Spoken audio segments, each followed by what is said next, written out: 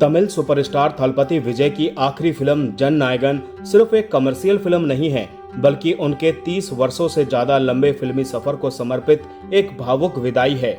निर्देशक एच विनोद ने फिल्म को सिर्फ बड़े एक्शन और स्पेशल इफेक्ट तक सीमित नहीं रखा, बल्कि इसे विजय और उनके करोड़ों फैंस के बीच एक भावनात्मक अलविदा में बदल दिया है। फिल्म का हर सीन ऐसा लगता है जैसे विजय अपने चाहने वालों को आखिरी बार कुछ खास तोहफा दे रहे हों। फिल्म की कहानी पूर्व पुलिस अधिकारी थलपति वेट्री कोंडन के इर्द गिर्द घूमती है, यानी विजय के इर्द गिर्द घूमती है, जो अपने अतीत की दर्दनाक यादों को पीछे छोड़कर शांत जीवन जीना चाहता है। वो विजी नाम की एक लड़की की परवरिश की जिम्मेदारी उठाता है, जिसके माता पिता दोनों पुलिस फोर्स में थे और अब इस दुनिया में नहीं हैं। वेट्री चाहता है कि विजी एक मजबूत और आत्मनिर्भर इंसान बने, लेकिन उसकी जिंदगी तब बदल जाती है जब उसका एक पुराना साथी, जो कभी उसका करीबी दोस्त था, बदले की भावना के साथ लौटता है। इसके बाद वेट्री को अपने अतीत का सामना करना पड़ता है और अपनों की रक्षा के लिए लड़ाई लड़नी पड़ती है। निर्देशक एच विनोद ने कहानी में एक्शन, ड्रामा और पॉलिटिक्स का काफी शानदार मेल बिठाया है। फिल्म वर्तमान और अतीत के बीच लगातार आगे बढ़ती है और धीरे धीरे हर किरदार की परतें खुलती हैं। क्लाइमेक्स में दो अलग अलग विचारधाराओं वाले लोगों के बीच होने वाला टकराव कहानी को और प्रभावशाली बनाता है। फिल्म सही और गलत के फर्क, नेतृत्व की जिम्मेदारी और सत्ता के दुरुपयोग जैसे मुद्दों पर भी गंभीरता से बात करती है। फिल्म में थलपति कचेरी गाने का आखिरी हिस्सा बेहद यादगार बन जाता है। इसमें एक फैन विजय से एक आखिरी डांस की गुजारिश करता है और इसके बाद विजय का दमदार डांस देखकर पूरा का पूरा थिएटर तालियों और सीटियों से गूंज उठता है। ये डांस सीक्वेंस फैंस के लिए विजय का एक खास तोहफा है।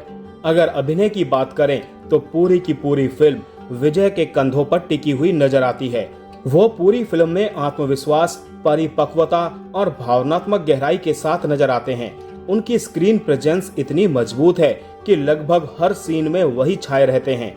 फिल्म का सबसे बड़ा सरप्राइज ममिता बैजू है। उन्होंने विजी के किरदार को बेहद सहज और प्रभावशाली ढंग से निभाया है। उनके और विजय के बीच की इमोशनल केमिस्ट्री पूरी कहानी की सबसे मजबूत कड़ी बनकर सामने आती है। वहीं पूजा हेगड़े और बॉबी देओल भी अपने अपने किरदारों में अच्छा काम करते हैं। प्रकाश राज, गौतम वासुदेव मेनन, नारायण और प्रियामणि भी अपने अहम किरदारों में प्रभाव छोड़ते हैं।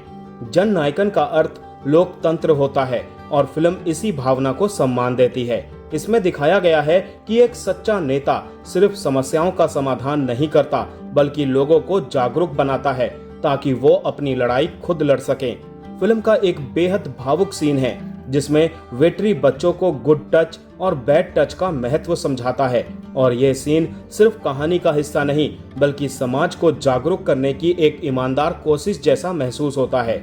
फिल्म के लेखक समाज से जुड़े कई जरूरी मुद्दों को बिना भाषण दिए कहानी का हिस्सा बनाने में सफल रहे हैं। जन नायकन की सबसे बड़ी ताकत इसकी भावनात्मक गहराई है।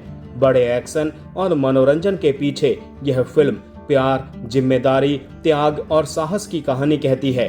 वेट्री और विजी का रिश्ता दर्शकों को कहानी से भावनात्मक रूप से जोड़ता है। फिल्म के दुख और खुशी वाले पल बनावटी नहीं लगते, बल्कि कहानी का स्वाभाविक हिस्सा महसूस होते हैं। यह फिल्म इसीलिए भी खास है क्योंकि इसमें विजय का सफर भी देखने को मिलता है। फिल्मों से राजनीति की ओर बढ़ते उनके कदमों की झलक कहानी में दिखाई देती है। फिल्म में कई जगह पूर्व अभिनेता और तमिलनाडु के पूर्व मुख्यमंत्री एम.जी. रामचंद्रन को भी सम्मान पूर्वक याद किया गया है।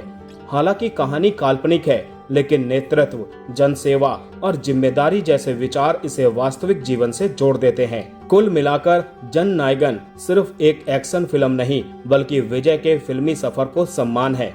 जब फिल्म खत्म होती है तो ये एहसास होता है कि हमने एक ऐसे सितारे की यादगार विदाई देखी है जिसने वर्षों तक अपने अभिनय से करोड़ों दिलों पर राज किया।